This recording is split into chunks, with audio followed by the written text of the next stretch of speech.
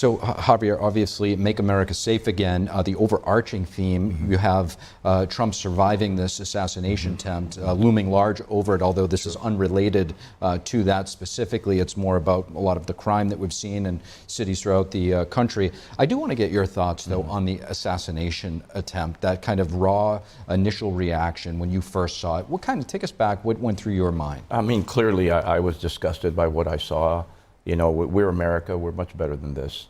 That there has never been a place in American society, and certainly not in our political apparatus for violence. The idea that, you know, you disagree with a candidate, however strongly you might feel, that's fine in America. It's fine to disagree. But when you take this initiative to try to kill someone simply because of a political disagreement, that's absolutely wrong. It's abhorrent. You know, we need to come together as a nation. Both parties need to come together for the good of the American people, for the good of the political process in this country. It's time for us to put that kind of rhetoric, the anarchy, the hate-filled rhetoric, put that behind us. It's begin to, and I agree with Gerard, it's time to start talking about the policy issues that truly matter to the American people. And I know that I'm joined by every American in this country that is absolutely disgusted with what we saw. Not just about safety, but it's also about economic safety. And Javier, I'm sure you have thoughts on that. Yeah, and again, I agree with Gerard. You know, at the United States Hispanic Business Council, we have always believed that immigration is an economic imperative, and immigration reform is an economic imperative for the continued well-being of our nation. So while absolutely we agree that anyone entering our country that is here to do us harm needs to be dealt with in the strictest of fashion, stringently, immediately. At the same time, we have to be able to thread the needle and understand that there are critical industries in this nation, like hospitality, like construction, like manufacturing, and agriculture that rely on immigrant labor. I'm looking for policies that come out of both campaigns that will deal honestly with the issue and tell the American people the truth about where we stand in terms of immigration reform. It needs to be dealt with. The border is in crisis. We have to deal with that. But at the same time, we need to continue to keep the commercial and economic interests of our nation at the forefront. And Javier, when it comes to Florida Governor Ron DeSantis, we have seen many states losing people. They're moving to Florida when it comes to the economic, maybe even the immigration status over there. It's not a sanctuary city, as we're seeing over here in New York, for instance.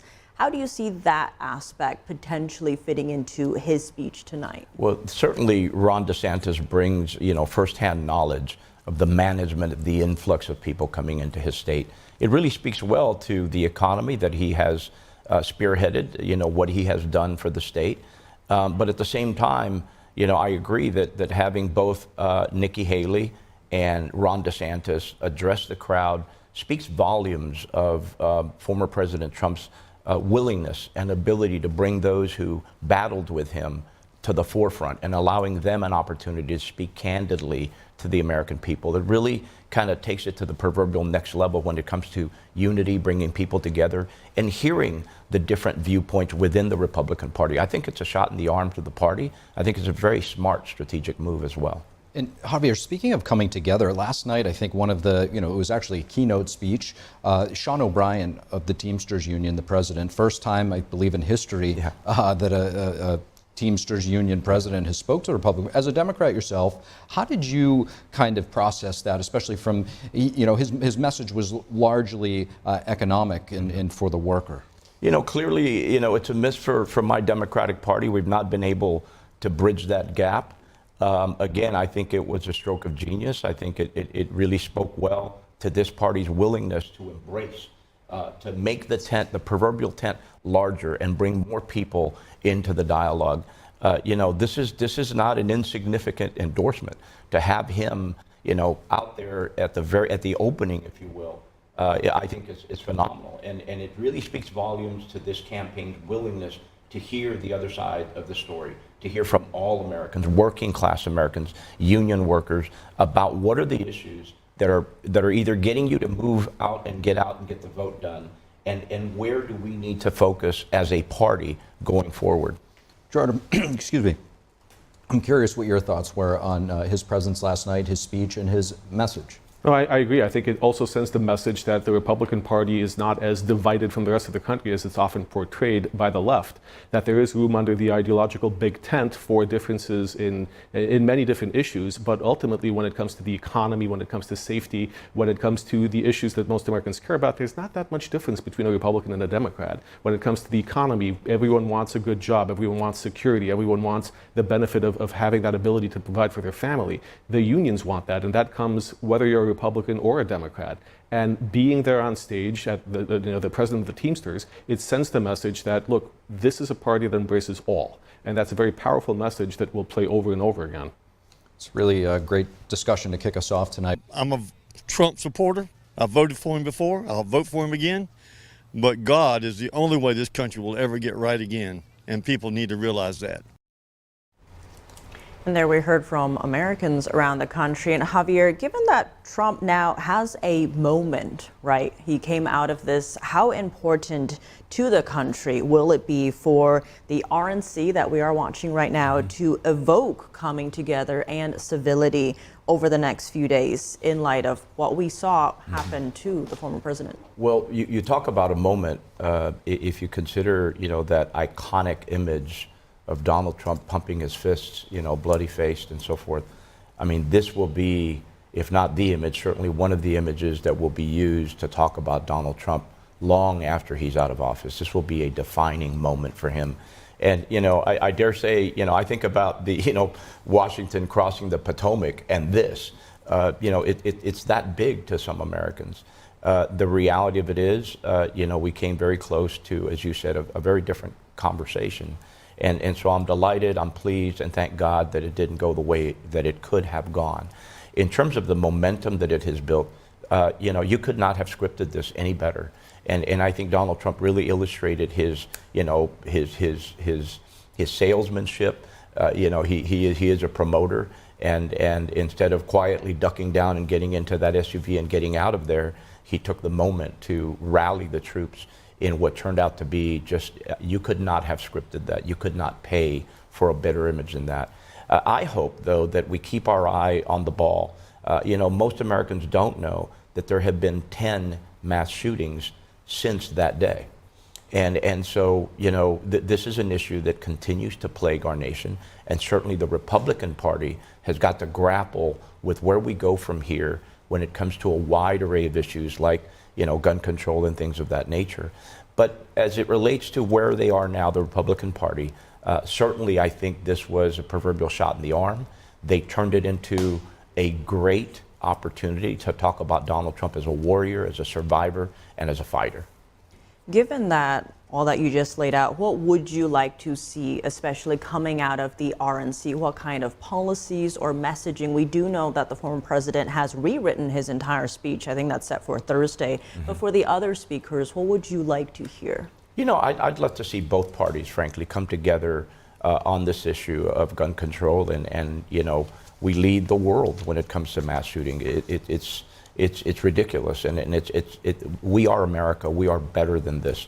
There's got to be, policies and courageous elected officials that can come together to find the solutions that the majority of Americans will agree with. That's what I'd like to see from both parties, frankly. And we're going to leave it here for just a moment. We're going to take a short break, and we'll be right back.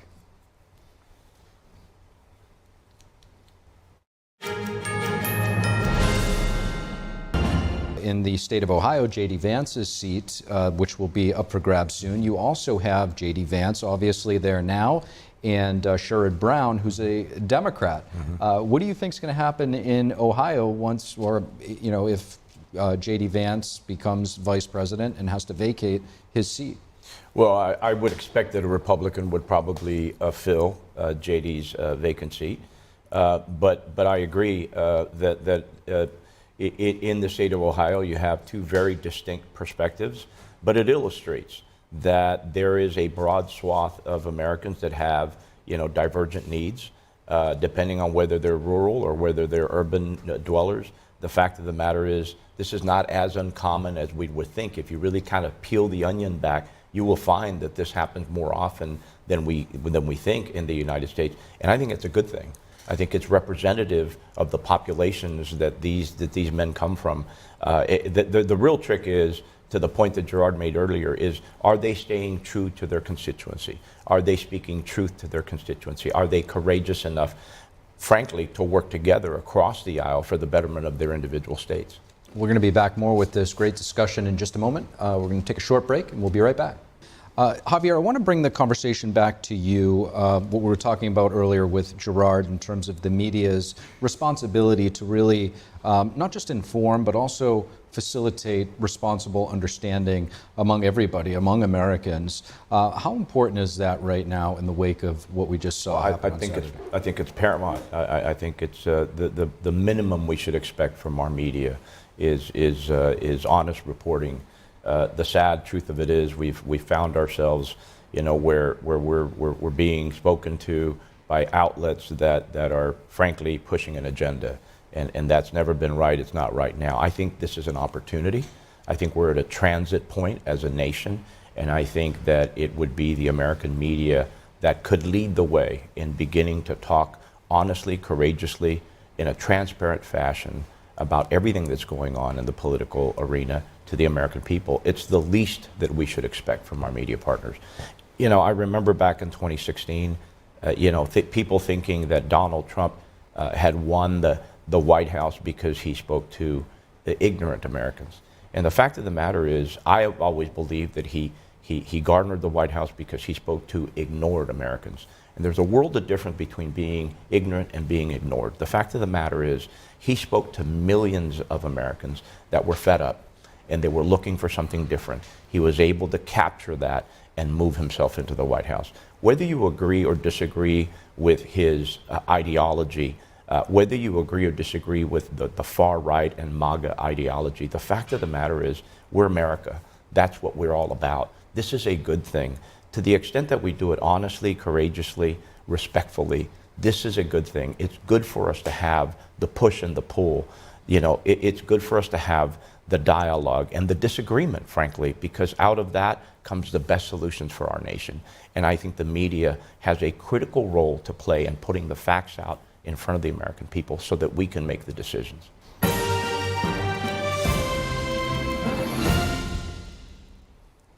And welcome back to The Nation Decides. I'm Steve Lance. And I'm Tiffany Meyer, and here with us we do have our panel. I want to return to our earlier discussion about what Carrie Lake was bringing up. She's running for Senate in Arizona.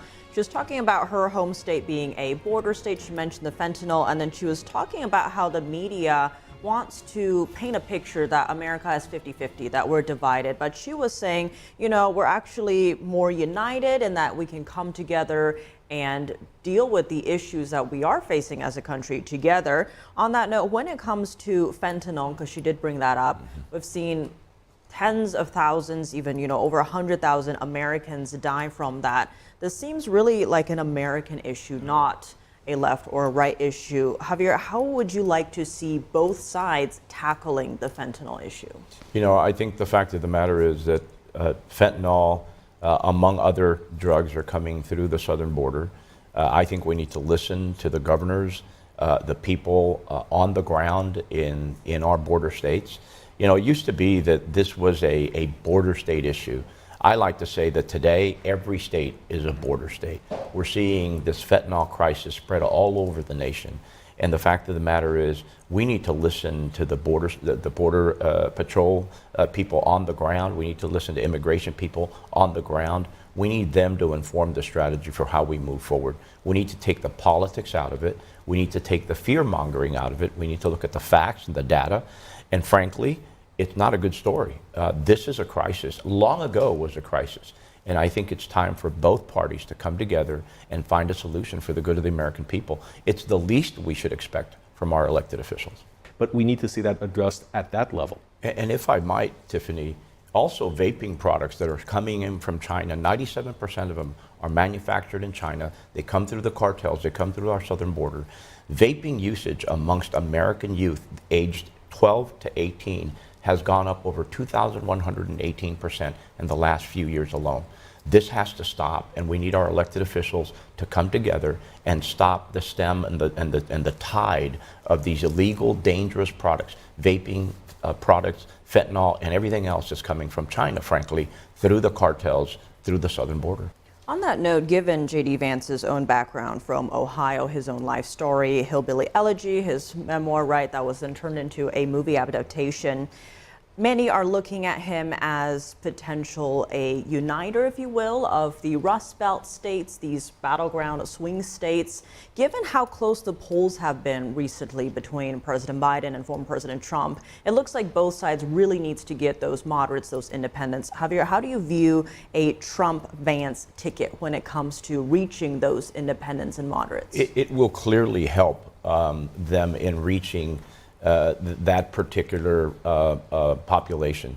You know, J.D. Vance is the living embodiment of the American dream. This guy lived it. And you can't, you know, I can't imagine somebody who had a different lifestyle and growing up experience from Donald Trump. I mean, they can't get any more, you know, opposite of each other, and yet to have them together on the same ticket. Additionally, you know, I would never want to debate J.D. Vance. This is a brilliant man. He is a brilliant debater. He's smart, he's charismatic, he's articulate, and he knows what he's talking about. This guy is a formidable vice president. It was an excellent pick, in my opinion. It's a very interesting perspective that you draw. You're saying that, you know, you're viewing it from the fact that they have two totally different upbringings, but if you watch mainstream media, it's going to paint a different picture, like they're one and the same. No, the fact of the matter is they could not have been more different. And to see them working together, frankly, I'd love to see that in the Democratic arena where we're bringing two ends of the spectrum, if you will, and putting them together for the betterment of the American people. It also represents the broad swath. It's a better representation of the American public. Your country, start telling the truth. Don't push the company and the corporate narrative. It's destroying our country. We're not divided like you say we are. Americans love one another. Americans are not racist. Americans want to get a secure, strong country back. And you guys need to start doing your job, being unbiased. All right, guys, we stand here. Some pretty strong words from Kari Lake to the media. What do you make of them? Well, I mean, I certainly respect her, her willingness to speak her mind. The fact of the matter is, we have plenty of elected officials who themselves have stoked division. We need to, soften the rhetoric. We need to, bring the temperature down. We need to come together, all aspects of American life, politics, business, certainly in the media. It's time for America to turn the page and go to a place where we should have been all along. This is a country of big hearts and broad shoulders. We are the beacon to the rest of the world, and we need to start coming together. We need to work collaboratively for everyone's sake. The waterline goes up for all of us. It's a shared prosperity that awaits us. We just need to get over it and get after it. You're absolutely right. And if you really take a step back, it's not just the Democrats, it's not just the so-called mainstream left-leaning media, it's Republicans too that tend to target people's emotions, and everybody needs to take a step back. Absolutely. And that's what we're seeing with President Biden in his speech saying lower the temperature, President Trump reworking his entire speech for the RNC scheduled for Thursday. We're going to hold it right here for now. We'll be back after this short break.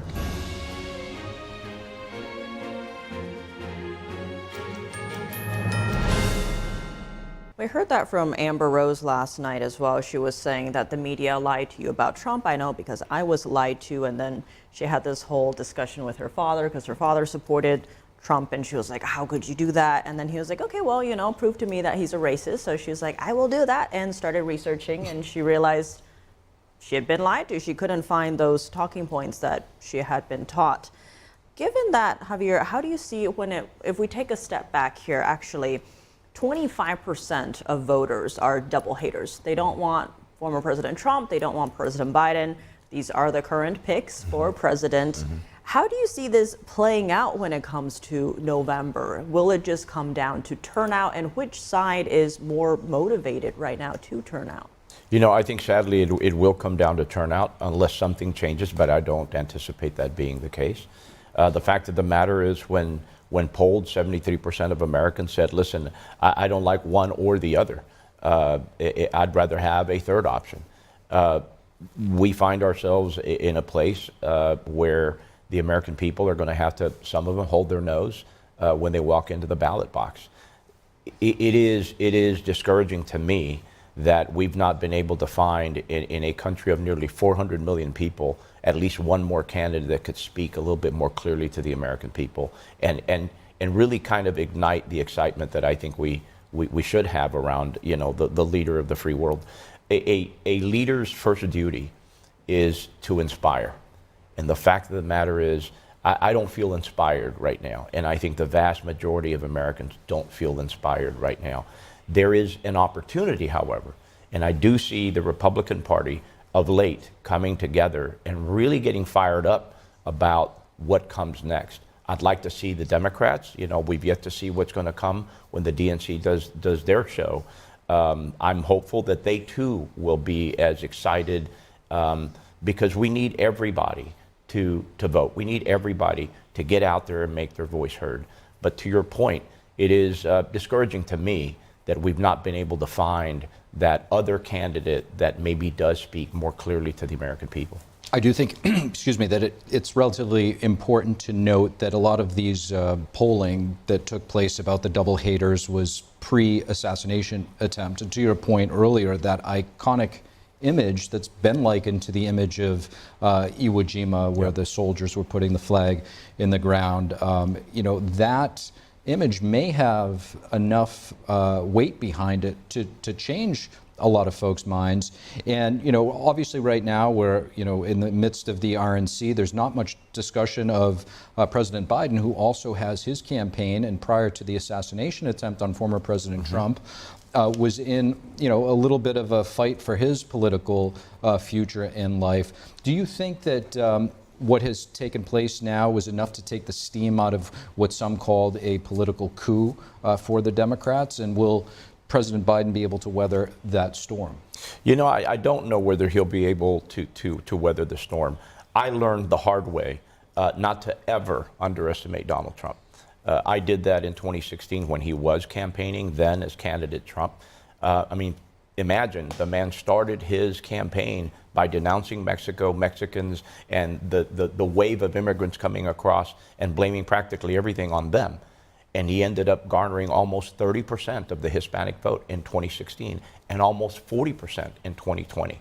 This is a guy who has a ground game, and they know what they're doing. They're out in the market talking to people every single day. Sadly, the Democratic Party, when they think about diversity, they think in black and white. Hispanics have not had a place in this administration in any real form that I can see. I want to see more outreach from the Democrats for the Hispanic community. Think about it. There are more Hispanics in this country right now than there are African Americans and Asians combined. We will constitute 78% of the new entrants into the American workforce, and yet we're not getting nearly that kind of attention from the Democrats. I do see the Republicans with a ground game in places like Florida, all over Texas, even California. And in the long run, that's what wins you an election, in my opinion. And we are back, and in studio with us here we have Javier Palomarez and Gerard Filitti. We would like to continue our conversation from earlier. We heard from Jack Bradley, who was at the RNC today, our Washington correspondent there in Media Row. He was interviewing Rep. Michael Cloud from Texas, who was speaking about the fentanyl crisis that's gripping the nation, but also his state of Texas. And he mentioned the Chinese nationals that are crossing the border. He mentioned that if you see them, a lot of them are military age. It looks like it could be a military unit. And he mentioned something really important, that you can't leave China unless Communist China wants you to leave. So given that aspect, Javier, how concerned should we be with this? I think we should be very concerned, not to be an alarmist, but listen, my family lives in South Texas, right on the border. You know, I have the La Mantilla family, the Garza family, the Mahach family, farmers and ranchers. You know, there was a time when, yes, there were people who crossed the border illegally, but it was a mom and a dad and a couple of kids and maybe a grandma. You know, we'd leave water out for them, we'd leave food out for them.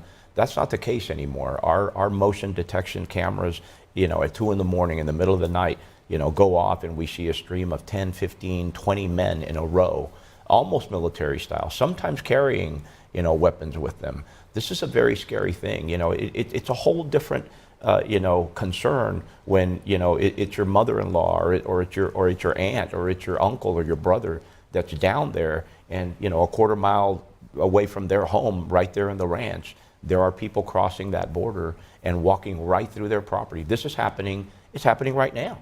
And so for us, I can speak from the personal aspect of this, being a guy born and bred in South Texas with roots still in South Texas and family and friends in South Texas. This is a real issue, and I think America needs to wake up to the danger that is frankly coming in through our southern border. We need to get alert. I don't want to be an alarmist, but we do need to be realists.